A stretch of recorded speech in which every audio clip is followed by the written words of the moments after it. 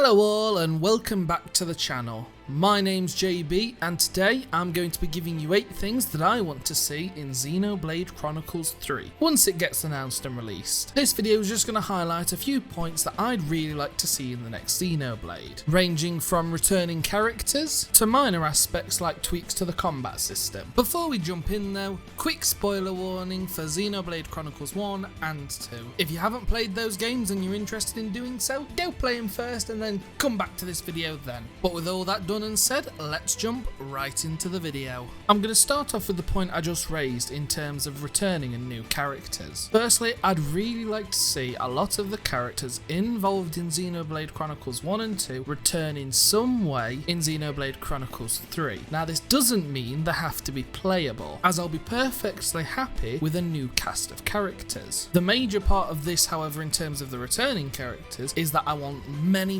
references to them. This can be, as an example, 200 years in front of the events of both games, and there are references of the hero of the homes, and the true heir to the Monado, and the master drivers and things like that, which can be points that are raised over and over again throughout the game to give reference to the older characters. Or alternatively, play in a world where you can interact with old Dunban, Melia, the Queen of the High End tier, Zeke, the King of Tantal, and just basically see some of our favourite characters again in a different light. Don't get me wrong, I would enjoy playing another full game with any of the characters as the main characters from the previous games, but I think the better route and the way that Monolith Soft will take the games is by introducing another cast of characters to us. And personally, I'd like to see a wider range of personalities in terms of the main characters. Xenoblade Chronicles 2 is a good example of this. Rex has a sword, the Aegis. Nia has a sword. After Chapter 7, Tora has a sword with Poppy QT Pie. Zeke has a sword, and Morag takes the mick by having 2. And for the most part, it's a similar story with Xenoblade 1. I'd like to see the main characters have a bit more variety. Sure, the main character can have a sword. It's called Xenoblade, I get it. But have a character, big bulky man who carries around a big axe instead. Have a character which runs around with dual guns or ether rifles, depending where the game's set. Have a small little girl character that carries around a massive hammer because for whatever reason that seems to be a certain trope. Just a bit more variety in different types of characters and weapons, and I think it'd really vary the gameplay side of it all as well. But if the previous Xenoblade games have told us anything, whether they've all got swords or they have got different weapons, they'll all be a very lovable cast of characters. The second thing I'd like to see though, which does tie into the first point, is the resurrection of some form of Monado or Aegis. At this point, through technicality, we have wielded 2 of the 3 core processors of the Trinity processor, being technically Ontos in Xenoblade 1 as he is the Monado, and Numa, the second part of the Trinity processor, which is of course Pyra and Mithra in Xenoblade Chronicles 2. Now we could quite easily bring both of those 2 back, however I'd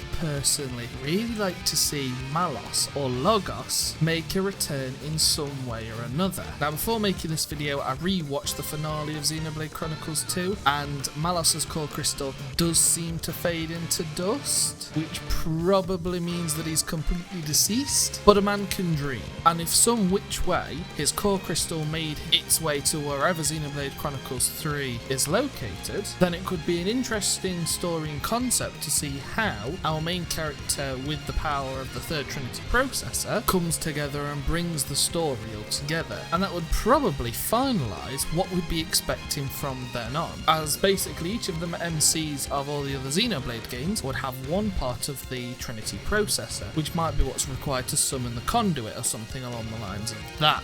Or there's the other route that they could go down, which is just introducing a new part of the Trinity processor. There was nothing to ever say that the graphics card of the Trinity processor couldn't turn into an Aegis as well. Or that there'll just be some completely outside force which just happens to have the same sort of abilities and bits and pieces on the lines of that as the Trinity core processors. To be honest, the skies are endless endless and the options are limitless in terms of what Monolith Soft could end up doing for Xenoblade Chronicles 3. But if I got a choice in the matter, personally, I'd quite like to see them do something with Malos. That's just my personal opinion. Moving on to something a little bit different though, let's talk about point number 3, which is I want to see a return of the Fog Beasts and the Fog Kings. And I say kings in terms of plural, as there will more than likely be multiple. See, personally, I don't think the Fog King is its own individual entity, as it seemed very linked to the Rift in Future Connected. And it would just seem a little strange to me, to be honest, if the Fog King was the only one of its kind. Now, that's not to say they're all going to look the same, as personally, I feel it's a certain creature that was corrupted by whatever the Fog King is, and the entity itself isn't actually the full thing, which is what could lead us down the route of being able to have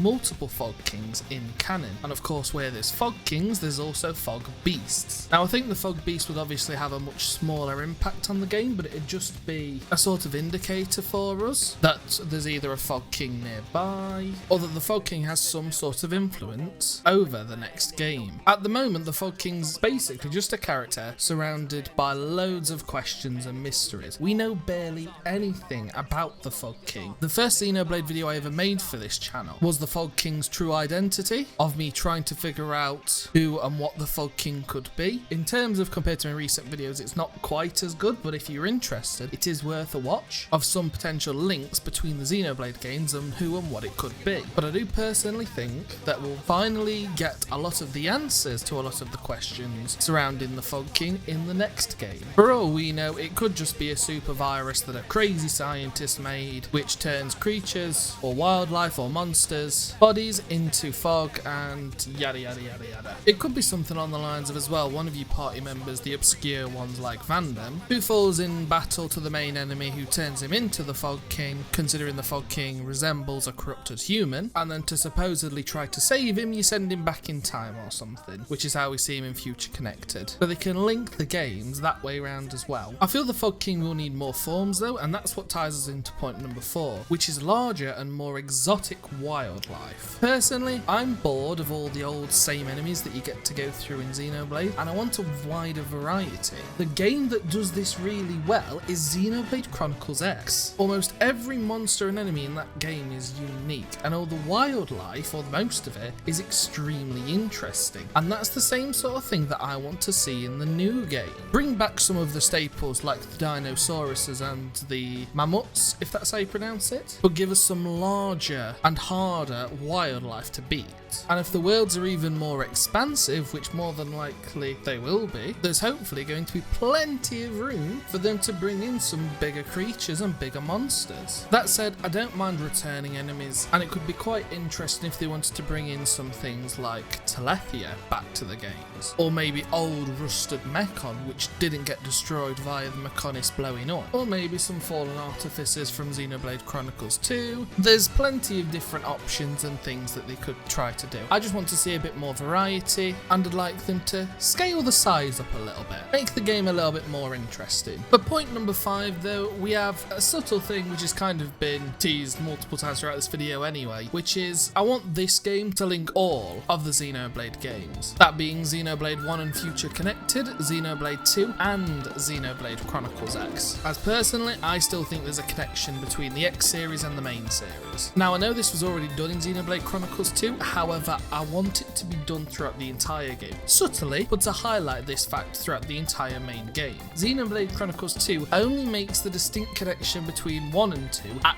the very end of the game, and up until that point it looks like a completely separate entity to Xenoblade Chronicles 1. I just want lots of references, lots of Easter eggs, lots of bits and pieces of information which come together, which connects all of the worlds of Xenoblade. Mira and Xenoblade Chronicles X might be referenced quite a bit less, considering if Xenoblade Chronicles 3 is the next game to come out, there's still not a hell of a lot of information on Xenoblade X, but I'd still like to see everything come together in this game so that we can get a proper idea of where the series is heading. Which then connects to point number 6, which is new combat and new story, which is the other one I mentioned at the beginning of this video. Now, when I say new combat, I don't mean completely revamping it. I do like the gameplay of all of the Xenoblade Chronicles games. However, they've always had their core lovable gameplay of auto attacks and using arts, and then had the final topper to make the gameplay extremely interesting. In Xenoblade Chronicles 1, it's chain attacks. In Xenoblade Chronicles X, it's overdrive. In Xenoblade Chronicles 2, it's blade combos. And this might be pretty obvious and set in stone already, but I want to see something different with all the characters. I do personally think, even though I really like the concept, that blades are probably going to be forgotten about for Xenoblade Chronicles 3, and there'll be a different type of gameplay. Or blades themselves might return, but they might be utilised differently in the next game. And along with all of that, we can get tweaks and differences in the story, which of course I've again mentioned a lot throughout this video. The only major change I would like to see is the return coming back to using 8 arts instead of only 3. It was nice for Xenoblade Chronicles 2, however I do prefer the complexity of having more options and more arts available at any one time. Just my personal preference, and I wouldn't be upset if we had the same combat system as Xenoblade Chronicles 2, but this is my list and that's personally what I'd like to see. In terms of that different combat system, I've got an example though for number 7, which is going back to controllable mechs. Every Xenoblade has had some form of mech. In Xenoblade 1, it's the faced Mechon. In Xenoblade 2, it's the Artificers. And I don't think I've really got to spell it out for you for Xenoblade Chronicles X. It's just my opinion, but personally, I would love to be able to pilot mechs again. Maybe in a different fashion to what Xenoblade Chronicles X gave us to separate the two games, but still to be able to pilot, use them, and engage in them in battle. The way I can sort of picture it is by being able to activate a special ability or something, and the mech phases in, and then you have the same arts but with more power and more abilities and bits and pieces on the lines of that, something like that. But the important thing is, if they were going to let us use it and do it, we need to be able to use them in the overworld, because if they were just limited to the combat system, that'd be a huge disappointment and a huge waste of potential for the game to use in terms of exploration and world building, being able to see the world from so many different angles in your mech or scale or whatever you want to call it. But it would absolutely be an amazing returning feature to see in the next Xenoblade game. And finally, point number 8. It sounds like it's a Japanese horror film, but it's Return of the Waifus. Da, da, da. Personally, after Xenoblade Chronicles 2, this is now a Xenoblade staple as well. Xenoblade Chronicles 1 had waifus in the form of Melia and Fiora, and Riki if you're into that type of thing, but it's now something that I feel will be in every Xenoblade game going forward, and boy is it going to be a necessary component.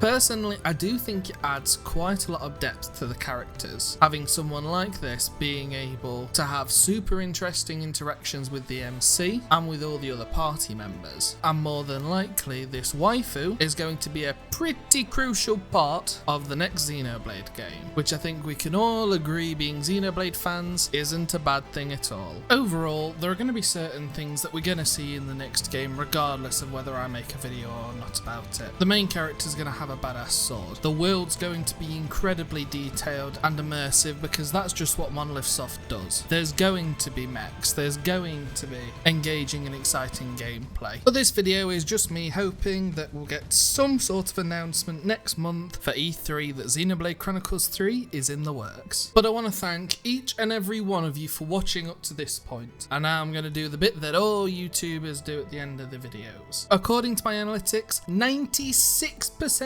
of people that are watching my videos aren't subscribed. If 15% of the people that are watching this video right now subscribe to my channel, I'll be at 1k subs, which means I can properly start taking this seriously and doing everything full time. So my question to you is, do you want to be one of the 85%ers that's missing out on all of this amazing content? Or do you want to be one of the amazing 15%ers that's going to help me bring some amazing content for all of you? Basically what I'm saying is, please subscribe if you've enjoyed. Thanks. And just to add, because I'm not sure how many people would have seen it, if any of you were a fan of 7 Deadly Sins Grand Cross, I uploaded my first 7 Deadly Sins Grand Cross video a few days ago, so if you've missed it, make sure to check it out. Until next time guys, peace!